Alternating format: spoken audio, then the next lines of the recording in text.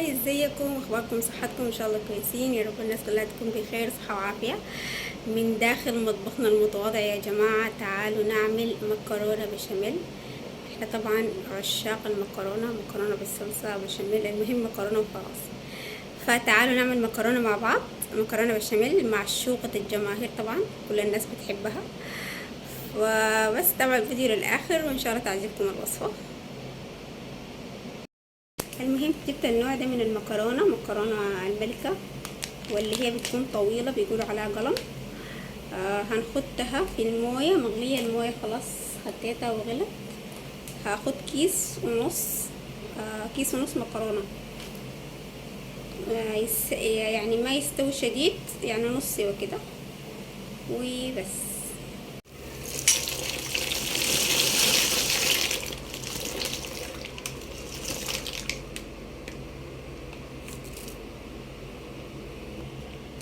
بحوالي نص كيس كده تاني، يعني الكمية اللي انتوا عايزينها طبعا. سبت الباقي ده، يعني حاجة بتاعت كيس ونص كده او زيادة من نص كيس. وهاخد بس في الموية ملح بس، ما هنحط ولا نقطة زيت، عشان المكرونة البشاميل ما بتتحط لها زيت، عشان بتعزل البشاميل، بتعزل اللحمة برضو من المكرونة. وبس كده.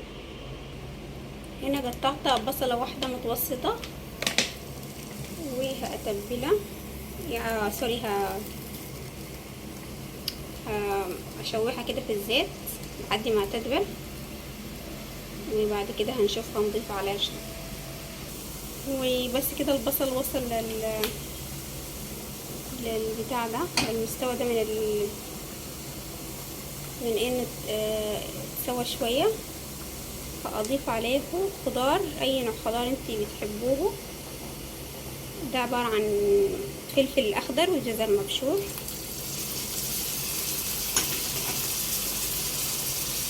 هقلبهم مع بعض شوية كده يعني.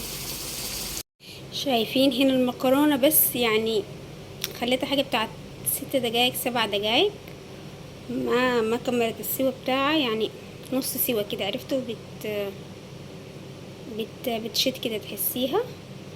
وتاني حاجة ما شطفتها، بس صفيتها خدتها في المصفى بس كده تنزل الموية بتاعتها كلها. ما بنشطفها، مكرونة اللي بنعمل بيها بشاميل بنصفيها بس.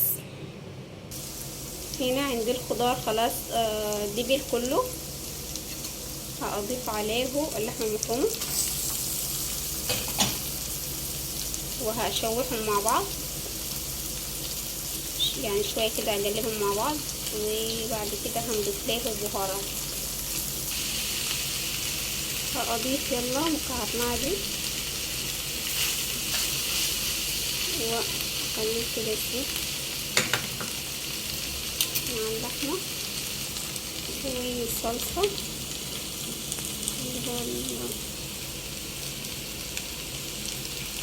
الزرع برضو المهم هضيفه كله. وعندي هنا بهارات، تومتين وكزبرة وفلفل اسود.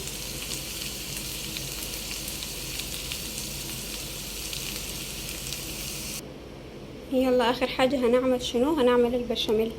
عشان البشاميل يكون ناجح معاكي لازم تحطي كمية بتاعت زيت كتير، يعني اكنك بتعملي شنو؟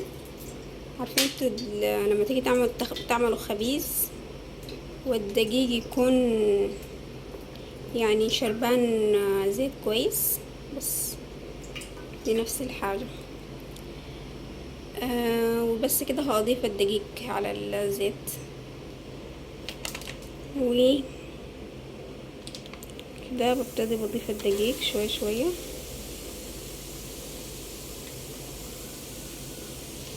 وبشوف الكمية كده مناسبة معي ولا عايزة زيادة.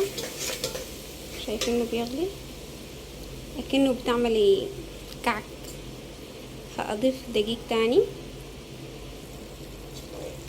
بس كده بيكون بالشكل ده كده. بحمصيه شوية مع الزيت، وبعد كده بنطفيه عليه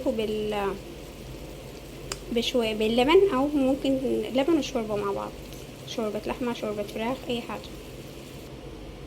وبس كده، شايفين بقى عندنا احلى بشاميل، ما فيه كتل خالص وناعم. اهم حاجه انك تفضل تحركي فيه اول باول عشان ما يتكتل معاكي، وبطفي عليه على طول عشان ما يتقل. كده كده هيدخل الفرن يعني هيتقل في الفرن عشان بعدين ما يكون يعني كده تخين شديد، ويكون جوسي كده.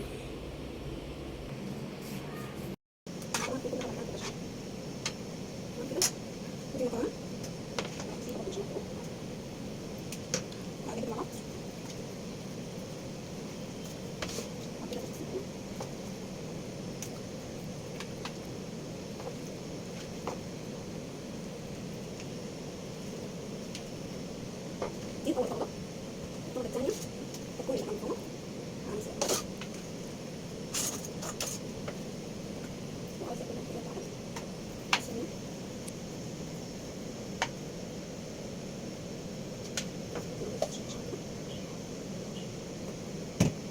وبعدين لازم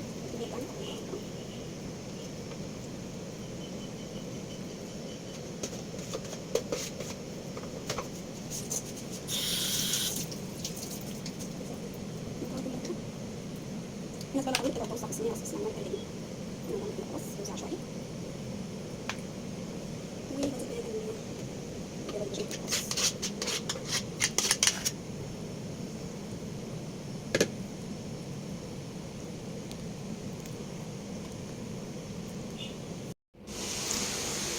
المهم يا بنات، وخطيتها هنا في الفرن.